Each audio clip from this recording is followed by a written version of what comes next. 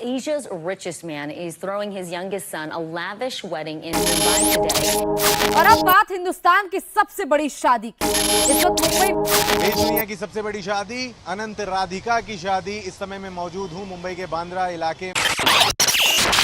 नमस्कार दोस्तों, स्वागत है आपका बड़कू बिंदास चैनल पर। आज हम बात करेंगे भारत के उद्योगपति और सबसे अमीर इंसान के बारे में। हम बात कर रहे हैं मुकेश अंबानी और सर रतन टाटा के बारे में। आज हम आपको समझाएंगे आखिर क्या फर्क है सर रतन टाटा और मुकेश अंबानी में। जब देश में सबसे अमीर व्यक्ति की बात आती है तो हमारे दिमाग में सबसे पहला नाम मुकेश अंबानी का याद आता है। हाँ, ये बात सच है कि मुकेश अंबानी भारत के सबसे अमीर और सुर्खियों में रहने वाले व्यक्ति हैं। लेकिन क्या आप ये जानते हैं कि मुकेश अंबानी से भी अमीर हैं सर रतन टाटा, अगर वो अपना पैसा डोनेट ना करे तो। आखिर क्या फर्क है एक बिजनेसमैन और एक इंडस्ट्रियल में? आइए हम आपको हर एक चीज विस्तार में समझाते हैं। अगर आप चैनल पर नए हो तो सब्सक्राइब कर अपना प्यार बनाए रखें। चलिए हम आपको सबसे पहले मुकेश अंबानी के जीवन के बारे में विस्तार से बताते हैं। मुकेश अंबानी का जन्म 19 अप्रैल 1957 को यमन के अदन में हुआ था। उनके पिता धीरूभाई अंबानी थे, जो भारत के बड़े बिजनेसमैन थे और रिलायंस इंडस्ट्री के संस्थापक थे। मुकेश अंबानी अपनी शिक्षा मुंबई के हिल ग्रेंज हाई स्कूल से प्राप्त की और इसके बाद उन्होंने मुंबई के सेंट जेवियर कॉलेज से केमिकल इंजीनियरिंग किया।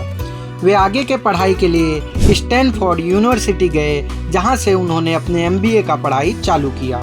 हालांकि उनकी ये पढ़ाई पूरी ना हो सकी। उनके पिता धीरूभाई अंबानी को अब व्यापार में मुकेश की जरूरत थी और धीरूभाई अंबानी के कहने पर मुकेश ने अपनी पढ़ाई बीच में छोड़ भारत वापस लौट आए।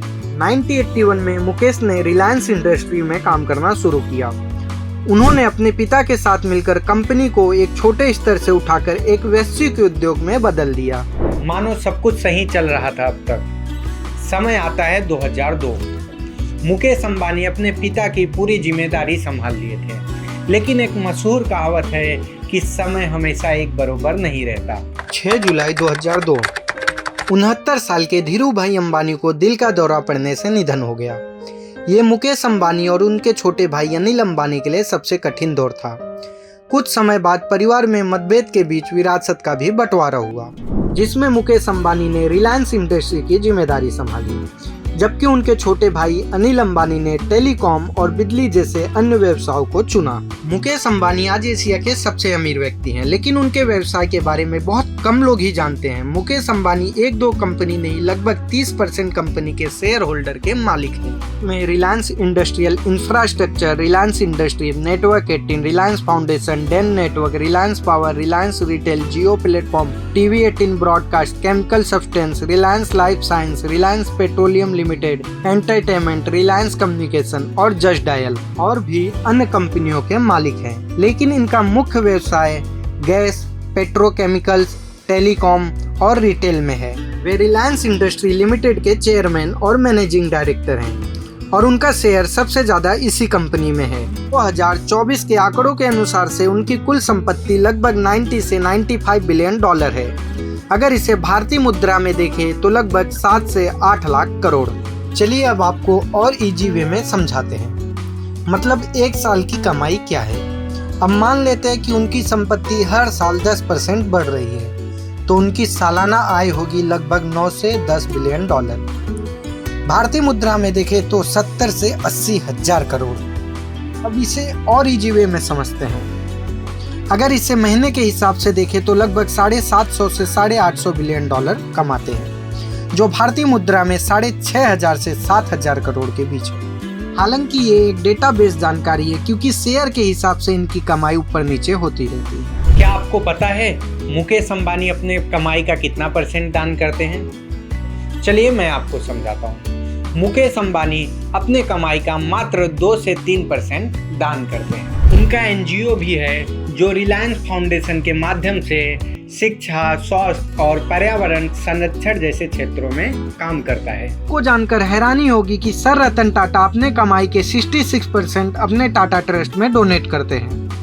आप इसी बात से अनुमान लगा लीजिए कि अगर टाटा 66% दान ना करे तो एशिया क्या विश्व के अमीरों की सूची में शामिल हो जाएं। बट सर रतन टाटा के विचार में सिर्फ व्यापार नहीं, नेशन फर्स्ट है।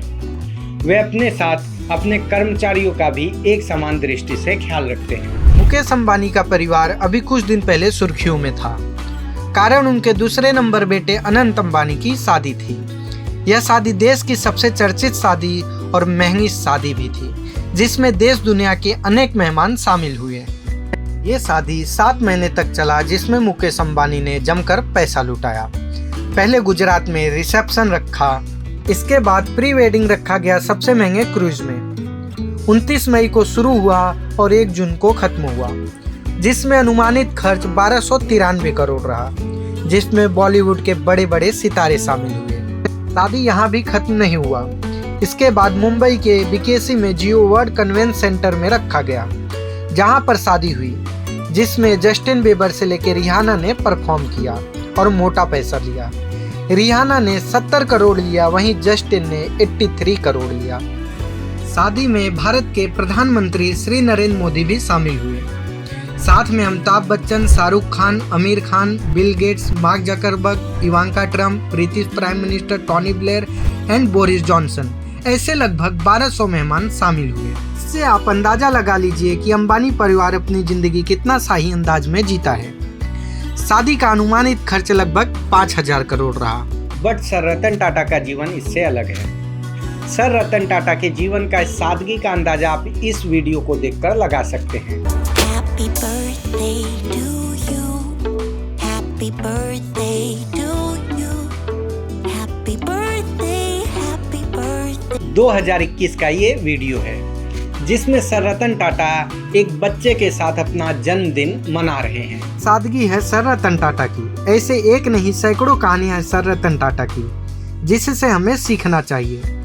चलिए अब आपको रतन टाटा के जीवन के बारे में सब चीजें बताता हूँ, जो मुकेश अंबानी से पूरी तरह अलग है। सर रतन टाटा का जन्म 28 दिसंबर 1937 को मुंबई में हुआ। रतन टाटा के पिता का नाम नवल टाटा और माता का नाम सोनी टाटा था।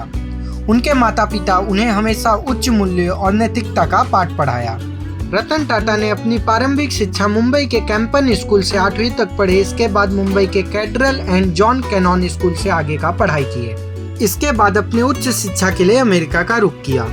उन्होंने कॉर्नेल विश्वविद्यालय से आर्किटेक्चर और स्ट्रक्चरल इंजीनियरिंग में डिग्री प्राप्त की।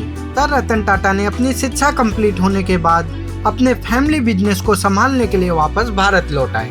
दोस्तों, टाटा कंपनी रातों रात खड़ी की गई कंपनी नहीं है। इसके पीछे उनके परिवार का 200 साल पुराना कड़ी मेहनत है। जमशेद टाटा, दोराबजी टाटा और नवल टाटा की कड़ी मेहनत से बनाई कंपनी आज ये भारत की पहचान है। जमशेद टाटा ने टाटा कंपनी की पहली नींव रखी। जमशेद टाटा 1874 में महाराष्ट्र के नागपुर में पहली फैक्ट्री खोली और कॉटन के व्यापार से जुड़े। टाटा ग्रुप के संस्थापक जमशेद जी टाटा को हम सभी टाटा स्टील, ताज होटल और IISc बेंगलोर जैसे ऑर्गेनाइजेशन स्थापना करने के लिए जानते हैं। जमशेद जी टाटा के कड़ी मेहनत और बनाई कंपनी को संभाला उनके लड़के दोराबजी टाटा और रतन जी टाटा। दोस्तों, ये रतन टाटा जमशेद टाटा के दूसरे नंबर लड़के थे, जिनका जन्म 20 जनवरी 1871 को हुआ। तो इनको अब का रतन टाटा समझने की भूल ना करना। इसके बाद नवल टाटा ने पारिवारिक व्यापार को संभाला। समय आता है 1971, जब रतन टाटा जी भी अपने पारिवारिक व्यापार को संभालना शुरू किए। साल था 1971। टाटा इलेक्ट्रॉनिक बिजनेस में काफी लॉस में था। उस समय टाटा इलेक्ट्रॉनिक बिजनेस में रेडियो मैन्युफैक्चरिंग करते थे। 20% से 2% शेयर पर आ चुका था। इसे संभालने की जिम्मेदारी मिलती है जमशेद टाटा के परपोते रतन टाटा को। सर रतन टाटा ने एक मीटिंग ली और कहा कि अगर हमें नेल्को का शेयर उठाना है तो नए टेक्नोलॉजी से काम करना पड़ेगा और हमें रेडियो मैन्युफैक्चरिंग बंद करना पड़ेगा और सैटेलाइट जैसे टेक्नोलॉजी पर काम करना पड़ेगा। 3 साल के कड़ी मेहनत के बाद 1975 में नेल्को को सर रतन टाटा ने वापस 20% शेयर पर ला दिया। टाटा मैनेजमेंट ने देख लिया था कि रतन टाटा कितने कैपेबल हैं और टाटा की तरफ से उन्हें इनाम मिला। 1991 में रतन टाटा को चेयरमैन ऑफ टाटा ग्रुप बना दिया गया। वैसे तो सर रतन टाटा की 50 अनसुनी कहानियां हैं, लेकिन एक कहानी ऐसी है जिसका बदला उन्होंने 9 साल बाद लिया था, वो भी उसी अंदाज में जिस अंदाज में सर रतन टाटा ने अपना अपमान देखा था। बात है साल 1998 का, जब टाटा कार मैन्युफैक्चरिंग के इंडस्ट्री में नई आई थी। 1998 में टाटा ने अपना ड्रीम प्रोजेक्ट लॉन्च किया। उन्होंने टाटा इंडिका इंडिया के मार्केट में लॉन्च किया। लेकिन ये टाटा कंपनी के उम्मीदों के विपरीत हुआ। 1 साल के अंदर इस प्रोजेक्ट की वजह से कंपनी को भारी नुकसान हुआ और टाटा कंपनी इसे बेचने का मूड बनाया। साल था 1999। सर रतन टाटा अपने टीम के साथ अमेरिका की एक बड़ी कंपनी फोर्ड के साथ बात करने के लिए अमेरिका रवाना हुए। उस समय बिल फोर्ड कंपनी के चेयरमैन थे। दोनों कंपनियों के बीच एक मीटिंग तय हुआ। जब मीटिंग शुरू हुआ तो बिल फोर्ड ने रतन टाटा से कहा, आपको कार इंडस्ट्री के बारे में कुछ जानकारी ही नहीं है, आपको कार व्यवसाय का प्रोजेक्ट शुरू ही नहीं करना चाहिए था। यहाँ तक तो ठीक था, लेकिन इसके बाद जो बिल फोर्ड ने बोला वो सीधा रतन टाटा के दिल पे जा लगा। बिल फोर्ड ने कहा, हम ये कंपनी खरीद कर तुम पर एहसान कर रहे हैं। ये बात सर रतन टाटा को जाकर दिल पे लगा और उन्होंने ये डील कैंसिल कर वापस भारत लौट आए। उन्होंने वापस और मेहनत के साथ 1 साल के अंदर टाटा इंडिका 2 लॉन्च किया, जो भारत में सफल रहा और कुछ ही महीनों में कंपनी ने 1 लाख यूनिट गाड़ी बेची और इसी के साथ भारत के कार मार्केट में भी उन्होंने लंबी छलांग लगाई। साल आता है 2008। 9 साल बाद यूएस की फोर्ड कंपनी काफ़ी लॉस में चला गया और बैंकरप्ट हो गया। बिल फोर्ड ने फोर्ड और जैगुआर बेचने का निर्णय लिया। जब टाटा को ये जानकारी मिली तो टाटा भी ऑक्शन में जा पहुंचे। जब बोली लगी तो टाटा ने 2.3 बिलियन में खरीद लिया। तभी बिल फोर्ड ने धन्यवाद करते हुए कहा कि ये कंपनी आपने खरीद कर हमारे ऊपर बहुत एहसान किया। इस तरह सर रतन टाटा ने अपने अपमान का बदला 9 साल बाद लिया और बता दिया कि किसी भी व्यक्ति को उसके बुरे परिस्थिति में कम नहीं आंकना चाहिए। Sir Ratan Tata car industry में अपना पांव पसार चुके थे। इसी तरह सर रतन टाटा ने भारत में एक और प्रोजेक्ट लॉन्च किया, टाटा नैनो, जो भारत में बुरी तरह फ्लॉप हो गया। रतन टाटा व्यापार के साथ हमेशा देश के आम जनता का भी समस्या समझते थे। सर रतन टाटा एक बार कहीं जा रहे थे। उन्होंने रोड पर देखा कि एक मध्यम परिवार एक स्कूटी पर अपने बीवी के साथ 2 बच्चों को लेके बैठा था, मतलब एक स्कूटी पर 4 जन। रतन टाटा सोचने लगे कि ऐसे इनके जीवन को खतरा है। ऐसा क्या तरकीब निकाले जिससे मध्यम परिवार के लोगों को सस्ता में कुछ लाया जाए, जिनसे उन्हें ट्रेवल करने में भी दिक्कत ना हो और उनका जीवन भी सेफ हो। उन्होंने टाटा नैनो कार बनाई जो मात्र 1 लाख रुपए की थी और उसे इंडिया के मार्केट में लॉन्च किया। कंपनी को लगा ये गाड़ी हर साल 3 लाख यूनिट बिकेगा, लेकिन गाड़ी इंडिया मार्केट में बुरी तरह फ्लॉप हो गया। इसका कारण मात्र एक था कि ये गाड़ी अब तक का सबसे सस्ता गाड़ी है। लोग क्या कहेंगे, समाज क्या कहेगा, पड़ोसी क्या कहेंगे, ये थी इंडिया की मेंटालिटी और सर रतन टाटा इसे समझ नहीं पाए। ये ड्रीम प्रोजेक्ट उनका बुरी तरह फ्लॉप हो गया। रतन टाटा हमेशा से अपने दरिया दिली, सहायता और देश के डेडिकेशन के लिए जाने जाते हैं। यही कारण है कि लोग उन्हें बहुत प्यार करते हैं। बात है 26/11। मुंबई में आतंकी हमला होता है। यह आतंकी हमला ताज होटल, ओबेरॉय होटल और सीएसटी जैसे स्टेशनों पर होता है, जिसमें लगभग 170 लोग मारे गए थे। पूरे देश में हाई अलर्ट था क्योंकि ये भारत पर सबसे बड़ा आतंकी हमला था। मंजर बेहद खौफनाक थे, लेकिन सर रतन टाटा को जब ये मालूम पड़ा तो अपना कार ले वहाँ पहुँच गए। वे ताज के सामने खड़े होकर चीज़ों को देखने लगे। ये कोई मामूली बात नहीं था क्योंकि वहाँ लगातार गोलीबारी हो रहा था। यही चीज सर रतन टाटा को सबसे अलग बनाता है। उन्होंने अपने कर्मचारियों का भी ख्याल रखा। जो कर्मचारी की मौत हुई उनको मुआवजा से लेकर हर संभव मदद किया। शिक्षा से आजीवन खर्च तक जिम्मेदारी उठाया। इसके बाद जो उनकी सैलरी थी उनके परिवार को जिंदगी भर दिया। कहानी है सर रतन टाटा की।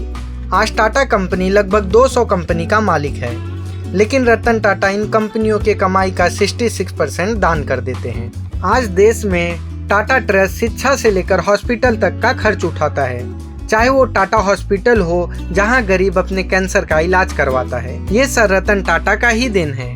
इसलिए एक कहावत बहुत मशहूर है गांव में कि सब क्यों टाटा बिरला न हो जावा।